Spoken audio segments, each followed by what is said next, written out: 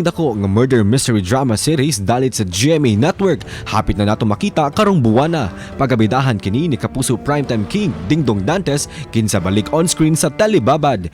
Si Dingdong may modala sa papel ni Napoy o sa ka-illegitimate son sa business tycoon. Lakip sa cast nga angay natong atangan, mao sila kapuso beauty queens Megan Yang o Rabia Mateo, ingon man si Dion Ignacio.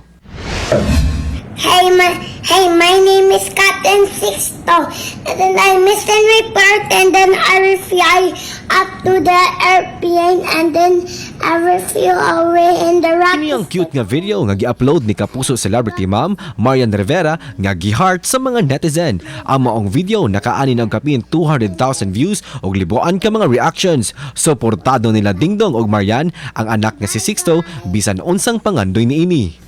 Mag-ready na kayo. Sino ba kasi ang espiritu? Sa nagpadayong maaksyon nga eksena sa Voltes 5 Legacy, buot og katon ni Mark Gordon kung kinsa ang iyang inahan aron maila-ila kini. Apan murag adunay nagpugong kaniya. Samtang sa tinguha nga mapildi ang Voltes 5, andam na ang Beast Fighters sa Boa Zenian Empires ang gipanghambog ni Prince Zardos nga motapos sa Voltes 5 team. At ang iyang mga maaksyong eksena karong alas 8 sa gabi pagkahuman sa 24 oras.